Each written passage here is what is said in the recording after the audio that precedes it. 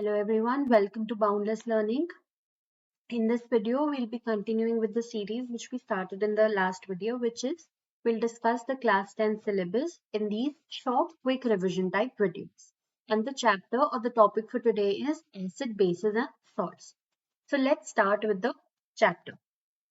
So as we all know that there are many elements and there are many compounds which are present in chemistry or overall on this earth. So we can classify these compounds on the basis of their chemical properties into three basic categories, which is acids, bases, and salts.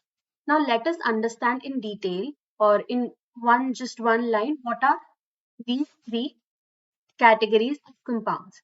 So acids are those which ionize in hydrogen to release H+. Now what is H+? H+ is hydrogen ion. If the hydrogen ion concentration is greater, the pH would be less and the compound would be considered as an acid. Next come bases. Bases are the ones or they are compounds which ionize in the presence of water, release OH negative ions. OH negative ions are hydroxide ions, and salts are formed by combining ions and cations. So we all know कि हमारे पास chemistry में दो type के ions होते हैं. जो ions क्या होते हैं? हमारे चार्ज पार्टिकल्स. दो टाइप के चार्ज पार्टिकल्स होते हैं केमिस्ट्री में, positive and negative. Positive ions are called cations, whereas negative ions are called anions. जब ये पॉजिटिव और नेगेटिव आयंस कंबाइन करते हैं या फिर एनायन और केटायन कंबाइन करते हैं, they form a compound which is known as salt.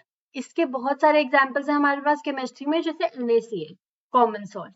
ये किससे बना हुआ है? This is made up of Na plus which is a cation, Cl negative which is an anion. तो जब ये नेगेटिव और पॉजिटिव आयंस कंबाइन करते हैं, they form a salt which is NaCl. Now there are certain compounds जिसको हम indicators बोलते हैं. इंडिकेटर्स क्या होते हैं? सिंपली इंडिकेटर्स ऐसे सब्सटेंसेस होते हैं जो हमें ये बताते हैं कि हमारा जो टेस्ट कंपाउंड है या हमारा एक्सपेरिमेंटल कंपाउंड है वो एसिडिक है या बेसिक. और बेसिक का डिफरेंस हमें कैसे पता चलता है? इंडिकेटर्स जब हमारे एसिड्स या बेसिस के साथ रिएक्ट करते हैं, उनके अंदर एक type of change in colour आ जाता है. इसका सबसे कॉमन एग्जांपल है लिटमस. जब भी हम लिटमस को एसिड के साथ रिएक्ट करवाएंगे तो वो ब्लू लिटमस को रेड कलर में चेंज कर देगा.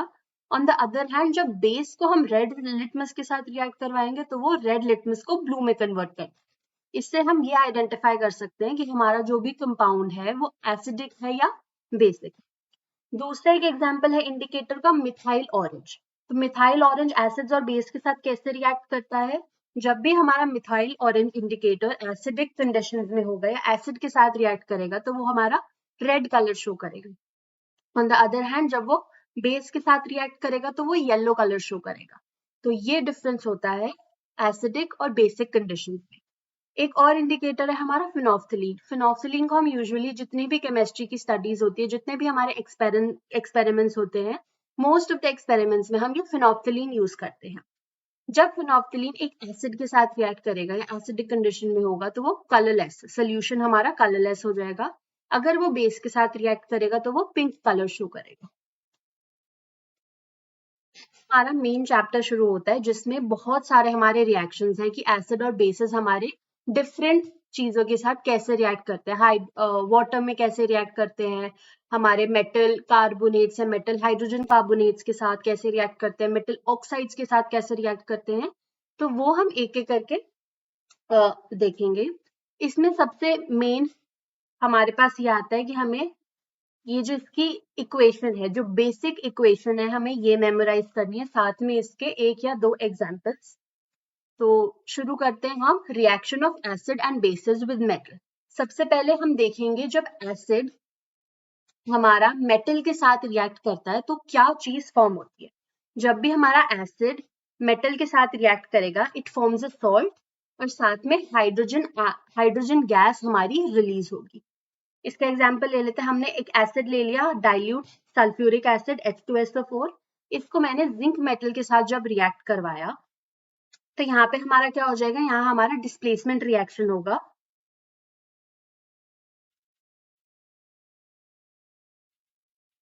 डिस्प्लेसमेंट रिएक्शन होगा जिसकी वजह से यहाँ इस सोल्यूशन, ये जो जिंक है मेरा, जिंक मेटल H2SO4 में से हाइड्रोजन को डिस्प्लेस कर देगा और फॉर्म कर लेगा ZnSO4 which is zinc sulphate salt, और हाइड्रोजन गैस इसमें रिलीज हो जाएगी। आते हैं reaction of base with metal. तो हमारा जिंक एक ऐसा मेटल है जो NaOH के साथ रिएक्ट करता है to form sodium zinc.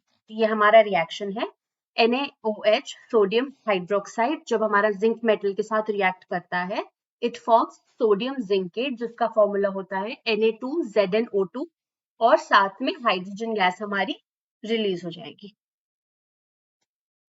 Next comes reaction of metal carbonates and bicarbonates with acid. अब हमारा कार्बोनेट्स क्या होता है? कार्बोनेट्स होते हैं जिसके बाद में CO3 नेगेटिव का कटायन अनायन लगा होता है। सॉरी, हमारा अगर CO3 2 नेगेटिव अनायन होगा तो दैट इज कॉल्ड कार्बोनेट्स, और बाइकार्बोनेट्स होता है हमारा HCO3 नेगेटिव।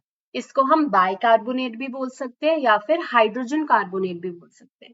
तो जब भी हमारा एसिड मेटल कार्बोनेट्स या मेटल बाइकार्बोनेट्स के साथ रिएक्ट करता है, again it forms a salt, साथ में वाटर की फॉर्मेशन होगी और हमारा कार्बन डाइऑक्साइड गैस रिलीज होगी।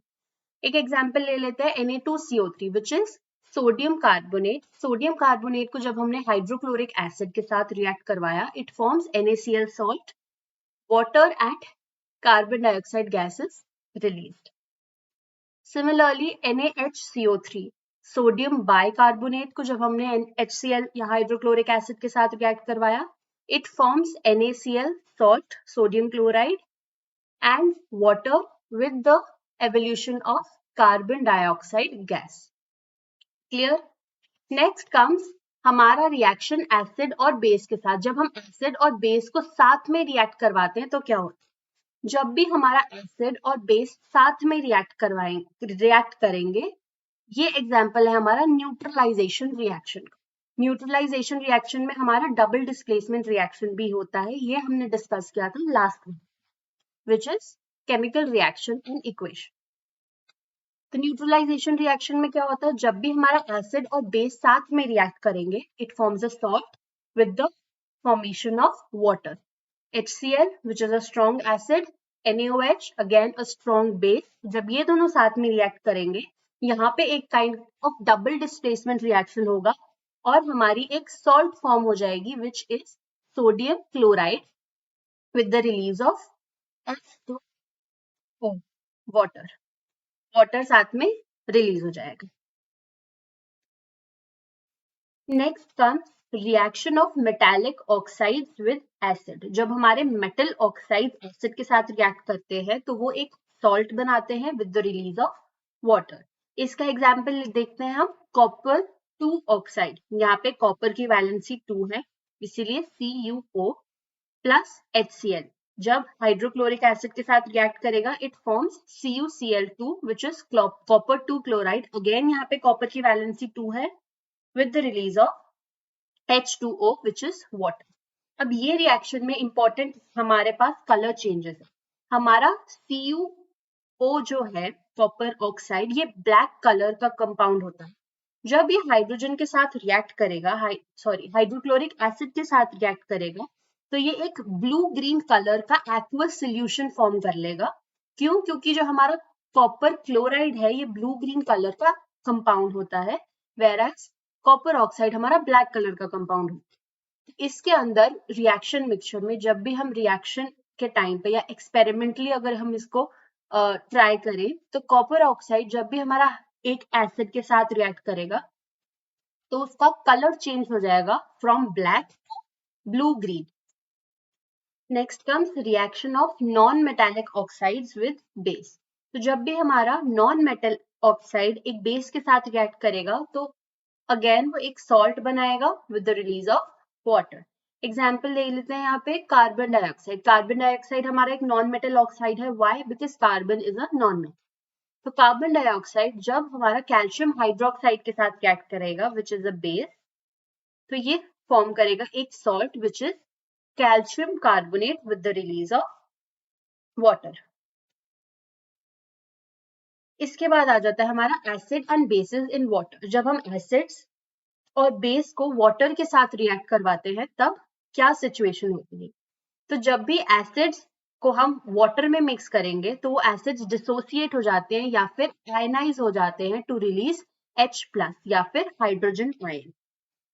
अब यहाँ पे एग्जांपल ले लेते हैं हम HCl का। HCl हमें पता है सबको कि एक स्ट्रॉन्ग एसिड होता है। तो एक्वस सोल्यूशन में HCl क्या करेगा, एक्वस सोल्यूशन मीन्स HCl जो है हमारा वाटर में डिसॉल्व है। तो HCl वाटर की प्रेजेंस में आयनाइज हो जाता है into H+ ions which is hydrogen ion और Cl नेगेटिव। किसी भी सोल्यूशन में अगर हाइड्रोजन आयन प्रेजेंट होगा, ये हाइड्रोजन आयन ही रिस्पॉन्सिबल होता है for giving the solution of acidic character. या फिर हाइड्रोजन जो हमारा हाइड्रोक्लोरिक एसिड है हम बोलते हैं स्ट्रॉन्ग एसिड। तो स्ट्रॉन्ग एसिड क्यों है हमारा हाइड्रोक्लोरिक एसिड, क्योंकि जब वो आयनाइज होता है इनटू हाइड्रोजन आयन, और ये हाइड्रोजन आयन ही हमारा रिस्पॉन्सिबल होता है हमारे हाइड्रोक्लोरिक एसिड को एसिडिक कैरेक्टर देने। अब हमारा जो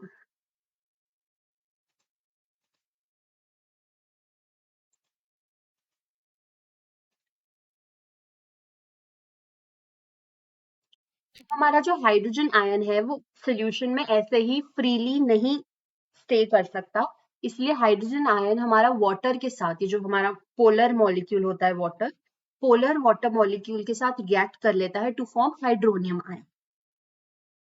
अब चलते हैं बेसिस।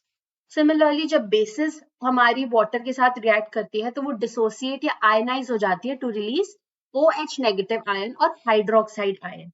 जो भी ये एक इंपॉर्टेंट पॉइंट है हमारा कि जो भी बेसिस वाटर में सॉल्युबल होती है उसको हम एल्कलाइज बोलते हैं। यहाँ पे हम NaOH का एग्जांपल ले लेते हैं which is a strong base. तो जब हमारा NaOH डिसोसिएट करता है into Na+ and OH negative, अब ये OH नेगेटिव आयन ही हमारा रिस्पॉन्सिबल होता है for giving our solution a basic character. जैसे H+ आयन रिस्पॉन्सिबल है एसिडिक कैरेक्टर के लिए, वैसे ही हमारा OH नेगेटिव आयन रिस्पॉन्सिबल है बेसिक कैरेक्टर के लिए। ओके, इसके बाद आता है हमारा pH और pH स्केल। अब pH क्या होता है, अगर हम टेक्निकली देखें तो pH is the negative logarithm of base 10 of hydrogen ion concentration. अब ये बहुत टेक्निकल टर्म्स हो गई, ये लॉगरिथम क्या होता है, बेस 10 क्या होता है, हाइड्रोजन आयन कॉन्सेंट्रेशन, इतना सब आपके लिए इंपॉर्टेंट नहीं है। सिंपल टर्म्स में अगर हम समझे पीएच और पीएच स्केल क्या होता है, तो पीएच होता है measure of hydrogen ion concentration. अब अगर हमारा हाइड्रोजन आयन का कॉन्सेंट्रेशन सोल्यूशन में ज्यादा हो, मतलब हमारे एक सोल्यूशन में हम एज्यूम कर लेते हैं हमारे पास सोल्यूशन XYZ है, सोल्यूशन में अगर मेरा हाइड्रोजन आयन का कॉन्सेंट्रेशन ज्यादा होगा तो मेरे सोल्यूशन का पीएच कम होगा। पीएच कम होने का मतलब है मेरा सोल्यूशन ज्यादा एसिडिक होगा। ऑन द अदर हैंड अगर मेरा हाइड्रोजन आयन का कॉन्सेंट्रेशन कम होगा, मेरा पीएच ज्यादा होगा और मेरा सोल्यूशन बेसिक होगा। ये वाले टेबल को आप देखकर समझ सकते हो कि अगर हमारा हाइड्रोजन आयन और हाइड्रोक्साइड आयन का जो कॉन्सेंट्रेशन है वो सोल्यूशन में इक्वल है तो हमारा pH 7 होगा।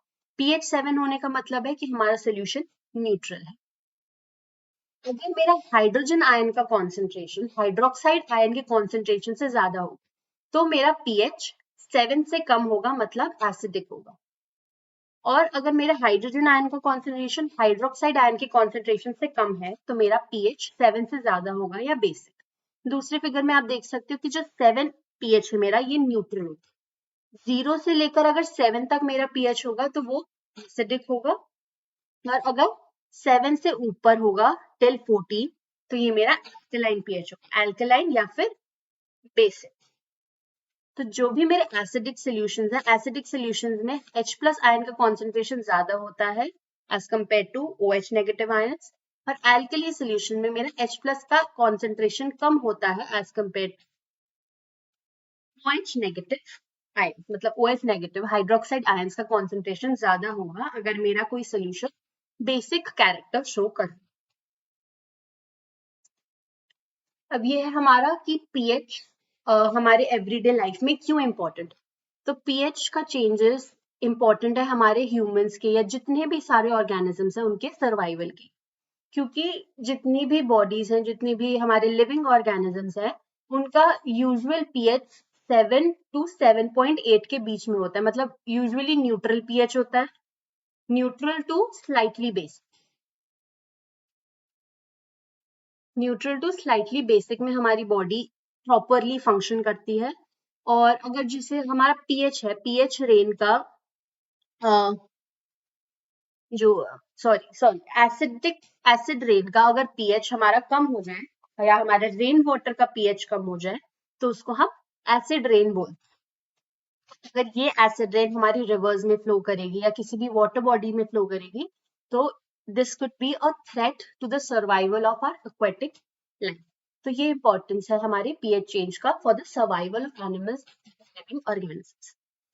पीएच हमारे डाइजेस्टिव सिस्टम में भी बहुत ज्यादा इंपॉर्टेंट।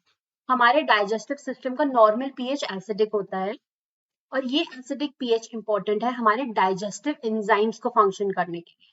आपने लाइफ प्रोसेसेस वाले चैप्टर में पढ़ा भी होगा कि डाइजेशन का प्रोसेस कैसे होता है, बहुत सारे एंजाइम्स इन्वॉल्व होते हैं डाइजेशन के प्रोसेस में। तो वो जो एंजाइम्स हैं, सर्टेन एंजाइम्स होते हैं जैसे पेप्सिन, वो सिर्फ एसिडिक पीएच में ही काम करते हैं। तो ये एसिडिक पीएच हमारे स्टमक का इंपॉर्टेंट है।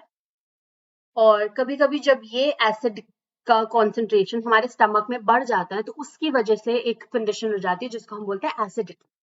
ये एसिडिटी को हम रिलीव कर सकते हैं बाय टेकिंग सम एंटासिड्स या फिर बेसिस लेने से, बेसिस के इनटेक से हम इस एसिडिटी को रिलीव कर सकते हैं। कॉमनली यहाँ पे एसिड के कुछ एग्जाम्पल दे रखे हैं जैसे मैग्नीशियम हाइड्रोक्साइड और sodium bicarbonate. PH changes tooth decay में भी बहुत ज्यादा इंपॉर्टेंट होते हैं। जो हमारे टीथ होता है वो डिके होने शुरू हो जाते हैं अगर हमारे माउथ का पीएच 5.5 से कम हो जाए। अब हमें पता है कि जो हमारे टूथ की सबसे आउटर कवरिंग होती है उसको हम इनैमल बोलते हैं। इनैमल हमारी बॉडी का सबसे ज्यादा हार्डेस्ट सब्सटेंस होता है।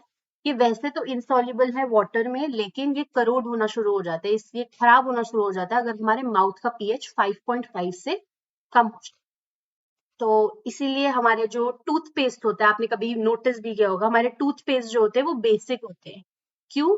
क्योंकि अगर हमारे माउथ का पीएच 5.5 से कम हो जाएगा तो टूथ डिके होने के चांसेस ज्यादा है। तो ये एसिडिक कंडीशन को माउथ की ये रिलीव करता है हमारा, ये न्यूट्रलाइज करता है हमारे बेसिक टूथपेस्ट। तो ये इंपॉर्टेंस था पीएच का इन एवरीडे लाइफ। लास्ट हमारा टॉपिक आ जाता है सॉल्ट्स का, which is again very important for your boards point of view, क्योंकि बहुत सारे इसमें, और जितने भी हम टाइप्स के सॉल्ट पढ़ेंगे उसमें दो मेन चीजें आपको पढ़नी है, इनफैक्ट तीन मेन चीजें पढ़नी है। सबसे पहले तो उसका केमिकल फॉर्मूला और उसका नेम इंपॉर्टेंट है। दूसरी चीज इंपॉर्टेंट है उसकी प्रिपरेशन के साथ ही आपका उसका रिएक्शन आ जाएगा कि क्या रिएक्शन होता है उसकी प्रिपरेशन के लिए। And the last is uses. अगर जितने भी हमारी सारी सॉल्ट्स गिवन है एनसीईआरटी में, उसमें अगर आपने ये तीनों चीजें मेमोराइज कर ली, याद कर ली, तो ये चैप्टर आपके लिए बहुत इजी। तो अब शुरू करते हैं हमारी सॉल्ट्स की पीएच से। अब हमारी सॉल्ट्स भी तीन टाइप्स की हो सकती है, न्यूट्रल, एसिडिक या बेसिक। अब इन तीनों का प्रिपरेशन देखते हैं। न्यूट्रल सॉल्ट कैसे फॉर्म होती है? जब हमारा कोई स्ट्रॉन्ग एसिड और स्ट्रॉन्ग बेस साथ में रिएक्ट करता है। अब हमें ये चीज पता है, हमने न्यूट्रलाइजेशन रिएक्शन पढ़ा, जब भी हमारा एसिड और बेस साथ में रिएक्ट करता है हमारे पास एक सॉल्ट का फॉर्मेशन होता है। तो जब भी हमारा उस न्यूट्रलाइजेशन रिएक्शन में जब कोई सॉल्ट स्ट्रॉन्ग एसिड और स्ट्रॉन्ग बेस रिएक्ट करेंगे तो हमारे पास जो सॉल्ट मिलेगी वो न्यूट्रल सॉल्ट होगी। जैसे NaCl।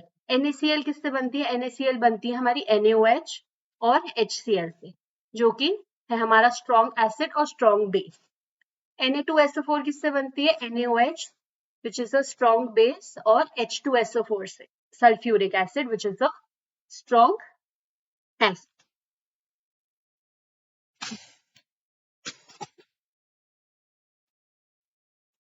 Acidic salts. Acidic salts किससे बनती है? एसिडिक सॉल्ट है तो हमारे पास स्ट्रॉन्ग एसिड होगा।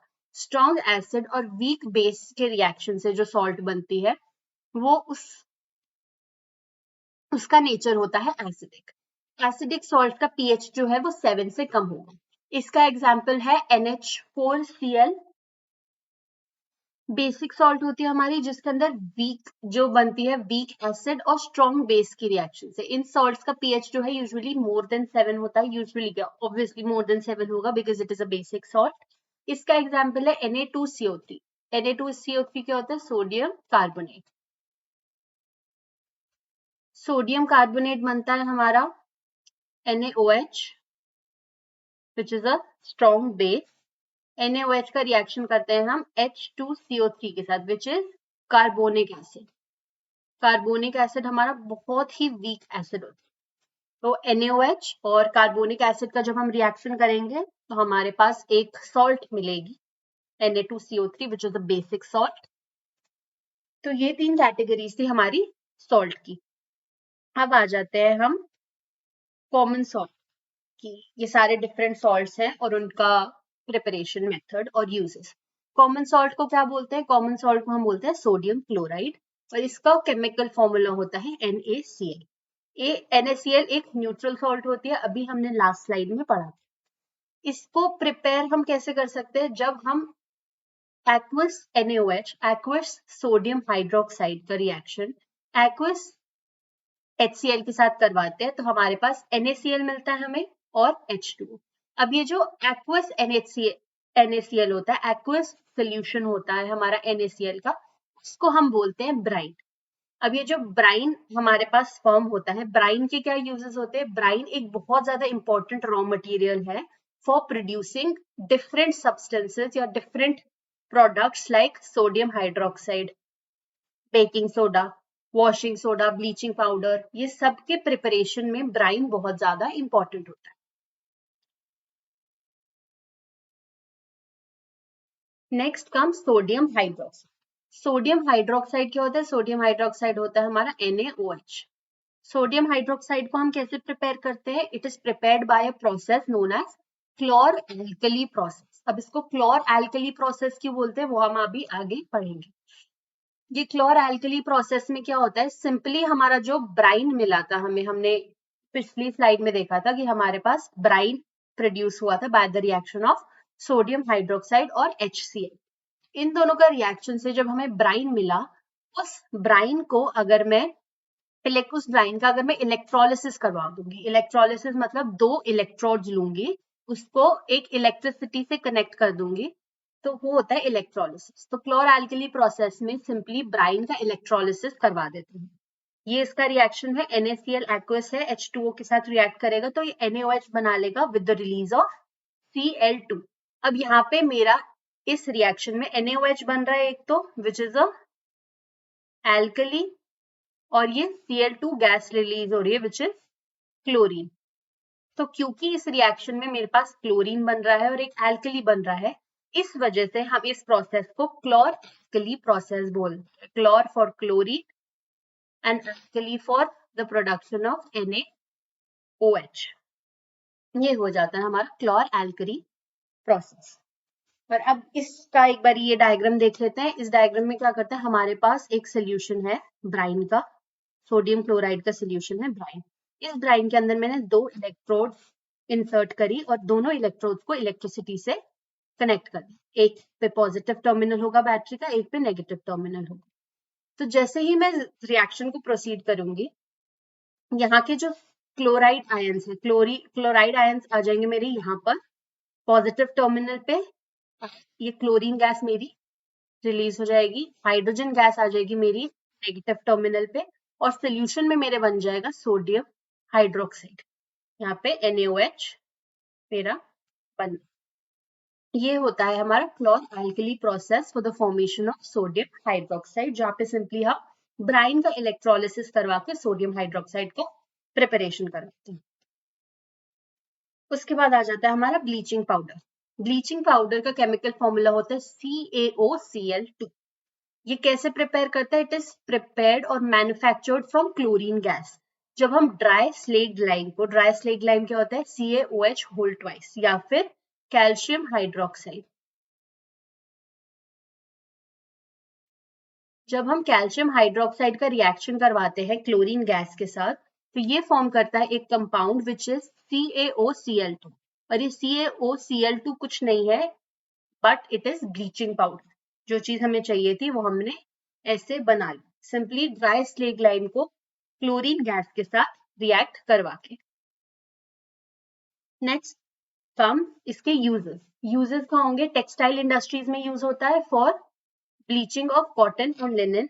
पेपर इंडस्ट्री में यूज होता है for bleaching of wood pulp.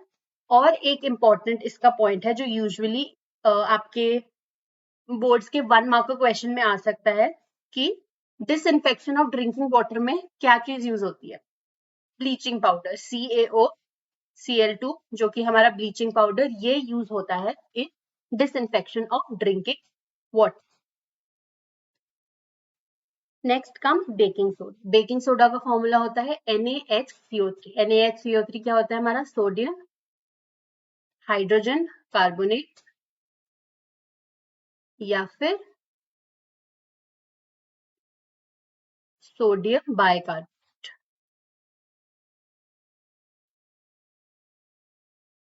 ये होता है हमारा बेकिंग सोडा का फॉर्मूला NaHCO3। इसको कैसे हम प्रिपेयर करते हैं? अगेन इसकी प्रिपरेशन के लिए हम लेते हैं ब्राइन, कोल्ड, और यहाँ पे जो ब्राइन होता है वो कोल्ड और कॉन्सेंट्रेटेड होना चाहिए। कोल्ड और कॉन्सेंट्रेटेड ब्राइन को जब कार्बन डाइऑक्साइड और अमोनिया के साथ में रिएक्ट करवाऊंगी, तो ये रिएक्शन के बाद फॉर्म करता है NH4Cl और NaHCO3। NaHCO3 हमें चाहिए और यहाँ पे NH4Cl होता है हमारा अमोनियम क्लोराइड, एक टाइप की सॉल्ट, अमोनियम क्लोराइड, और यहाँ पे NaHCO3 बन गया। अब इस NaHCO3 को जब मैं हीट करूंगी या फिर इसका थर्मल डिकम्पोजिशन करवाऊंगी मैं, तो ये फॉर्म कर लेगा Na2CO3। Na2CO3 क्या होता है हमारा? Sodium carbonate. सोडियम कार्बोनेट के साथ इसमें वाटर रिलीज हो जाएगा और कार्बन डाइऑक्साइड गैस रिलीज हो जाएगी। बेकिंग सोडा के क्या यूजेस होते हैं? It is used as an antacid. ये हमने पढ़ा था, जब भी हमारे स्टमक में एसिड की कॉन्सेंट्रेशन बढ़ जाती है जिसकी वजह से एसिडिटी हो जाती है, एसिडिटी को रिलीव करने के लिए हम एंटासिड लेते हैं। तो बेकिंग सोडा एक एंटासिड की तरह यूज हो सकता है। बेकिंग सोडा बेकिंग पाउडर की मैन्युफैक्चर में यूज होता है। बेकिंग पाउडर हम कहाँ यूज करते हैं? For baking cakes, breads etcetera, या बेकरी में यूज करते हैं। In short, baking soda is also use as a soda acid fire extinguisher. अब ये सोडा एसिड फायर एक्सटिंग्विशर क्या होता है? आपने लोअर क्लासेस में या कभी भी साइंस के एक्सपेरिमेंट में, ये बहुत बेसिक एक्सपेरिमेंट है, आपने किया होगा, जिसमें क्या करते हैं, हम बेकिंग सोडा लेते हैं, बेकिंग सोडा को एसिटिक एसिड क्या होता है? विनेगर। विनेगर के साथ जब रिएक्ट कराते हैं तो कुछ एक गैस से रिलीज होते हैं, और उस गैस को अगर हम एक बर्निंग कैंडल के पास लेकर जाते हैं तो कैंडल की फ्लेम बुझ जाती है। क्यों? क्योंकि जब बेकिंग सोडा और विनेगर, जो कि है हमारा एसिटिक एसिड, बेकिंग सोडा को विनेगर के साथ रिएक्ट करवाते हैं तो एक गैस रिलीज होती है विच इज कार्बन डाइऑक्साइड। ये gas is used as a fire extinguisher. इस गैस की वजह से वो फायर जो है वो एक्सटिंग्विश हो जाती है। ठीक है, ये थे हमारे बेकिंग सोडा के। उसके बाद आ जाता है हमारा वॉशिंग सोडा। वॉशिंग सोडा का क्या फॉर्मूला होता है? Na2CO3.10H2। अब यहाँ पे डॉट 10H2 क्या होता है? 10H2 है हमारा वाटर ऑफ क्रिस्टलाइजेशन। मतलब जो हमारे कंपाउंड है उसके अंदर कितना वाटर है, कितना वाटर कंटेंट है, वो होता है हमारा वाटर ऑफ क्रिस्टलाइजेशन। तो जब हमने अभी पीछे लास्ट स्लाइड में देखा था, मैं फिर से दिखा देती हूँ। ये लास्ट स्लाइड में क्या हुआ था? हमारा NaHCO3 को हमने हीट करा था, तब हमारे पास सोडियम कार्बोनेट हमें मिल रहा था। NaHCO3 को जब मैं हीट करूंगी, हमारे पास सोडियम कार्बोनेट मिला। अब इस सोडियम कार्बोनेट के अंदर जब मैं वाटर ऐड करा दूंगी या सोडियम कार्बोनेट का रिक्रिस्टलाइजेशन करवा दूंगी, तो मुझे मिल जाएगा Na2CO3.10H2O which is nothing but washing soda. ये मुझे मिल गया। ये सिंपल सी इसकी प्रिपरेशन। यूजेस क्या होते हैं इसके? ग्लास, सोप और पेपर इंडस्ट्रीज में यूज हो सकता है, या फिर अलग अलग सोडियम कंपाउंड्स के मैन्युफैक्चर में ये यूज होता है, जैसे बोरैक्स। बोरैक्स आपने पढ़ा होगा या सुना होगा कभी कि बोरैक्स बीड्स होते हैं। ये सब कंपाउंड्स की मैन्युफैक्चर में ये वॉशिंग सोडा यूज होता है। अगर इसके बारे में अगर आपको और पढ़ना है तो क्लास 12th केमिस्ट्री, अगर इन केस आप 11th में केमिस्ट्री लेने का प्लान करते हो या साइंस लेने का प्लान करते हो, तो क्लास 12th में केमिस्ट्री में एक चैप्टर है जिसके अंदर ये सारे सोडियम कंपाउंड्स की प्रिपरेशन और यूजेस के बारे में बताया हुआ है। And it is not important अभी के लिए। अभी के लिए बस हमारे लिए ये इम्पोर्टेंट है कि वॉशिंग सोडा का प्रिपरेशन ऐसे हो गए और ये यूज होता है फॉर मैन्युफैक्चर और डिफरेंट सोडियम कंपाउंड। लास्ट हमारा कंपाउंड आता है plaster of Paris. Plaster of Paris को हम कैल्शियम सल्फेट हेमीहाइड्रेट भी कहते हैं। हेमीहाइड्रेट क्योंकि इसमें आधा हाइड्रोजन, आधा वाटर का मॉलिक्यूल होता है इसके कंप्लीट क्रिस्टल में। प्लास्टर ऑफ पेरिस का फॉर्मूला होता है CaSO4 डॉट हाफ H2। इसको कैल्शियम सल्फेट हेमीहाइड्रेट भी कहते हैं। इसको प्रिपेयर कैसे कर सकते हैं हम? जब हम जिप्सम को 373 केल्विन पर हीट करते हैं, this is the symbol of heat. तो जिप्सम को जब हम 373 केल्विन पर हीट करते हैं, वो फॉर्म कर लेता है plaster of Paris with the release of 1.5 molecule of water. Gypsum है हमारा CaSO4.2H2O। This is again nothing but calcium sulphate. ये है हमारा कैल्शियम सल्फेट, और कैल्शियम सल्फेट के अंदर 2 मॉलिक्यूल्स हैं या 2 वाटर ऑफ क्रिस्टलाइजेशन है। इसको जिप्सम को जब हम हीट करेंगे एट 373 केल्विन, तो वो फॉर्म करेगा प्लास्टर ऑफ पेरिस और 1.5 मॉलिक्यूल ऑफ वाटर रिलीज हो जाता है। क्या यूजेस हैं इसके? यूज हो सकता है इन प्लास्टर, जो कभी कभी बोन का फ्रैक्चर हो जाता है, तो जो प्लास्टर हमारे बोन के ऊपर लगाए जाते हैं to keep our bone in place, उस प्लास्टर में ये प्लास्टर ऑफ पेरिस यूज होता है। या फिर it is also use as a fire proofing material. So this was the chapter acid bases and salts. I hope आपको सब कुछ समझ आ गया होगा।